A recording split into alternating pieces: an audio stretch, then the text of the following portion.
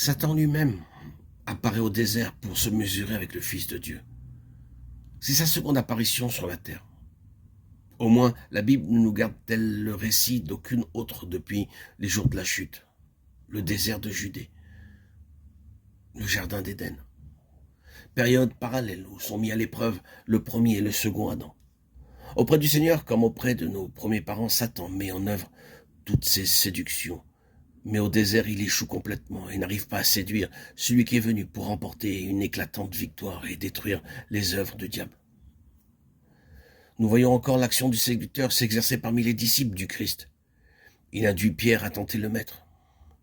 Et Pierre essaie de détourner Jésus du chemin de la croix. Matthieu 16, 22, 23. Plus tard, le diable prend à nouveau possession de ce même disciple dans la cour du souverain sacrificateur, lui suggérant le mensonge. Je ne connais pas cet homme. Luc 22, 31, 34 et Matthieu 26, 74. Nous trouvons aussi dans les épîtres de Paul les traces de l'activité de Satan comme séducteur. L'apôtre y fait allusion aux faux apôtres, aux ouvriers trompeurs, à Satan qui se déguise en ange de lumière et à ses ministres qui se déguisent en ministres de la justice. 2 Corinthiens 11, 13, 15. Enfin, dans les lettres aux églises que dicte le Seigneur glorifié à son serviteur Jean, il est question de faux apôtres et de fausses doctrines, d'une synagogue de Satan, composée de ceux qui ont été séduits, et des profondeurs de Satan qui existent au sein de l'Église. Apocalypse 11, 24.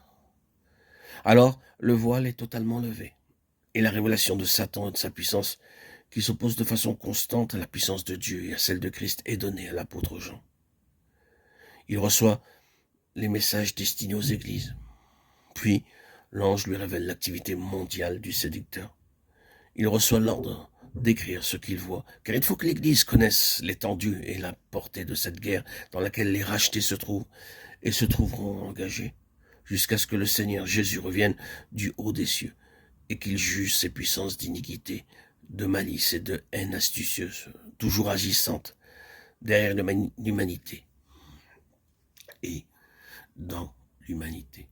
En lisant l'Apocalypse, il est utile de se souvenir que la hiérarchie de puissance satanique qui nous y est décrite existait déjà à l'époque de la chute. Mais alors, elle n'est qu'entrevue. Plus tard, elle n'est que partiellement révélée, tant que la postérité de la femme qui doit écraser la tête du serpent n'a pas été manifestée. Les temps sont accomplis, le Christ paraît. Alors Dieu, manifesté en chair, se mesure au calvaire avec l'archange déchu et ses légions. Il dépouille les principautés et les puissances et les expose à la honte. Il se dégage des masses ennemies, armées ténébreuses, accourues de tous les points du royaume de Satan. Il les chasse. Il est vainqueur.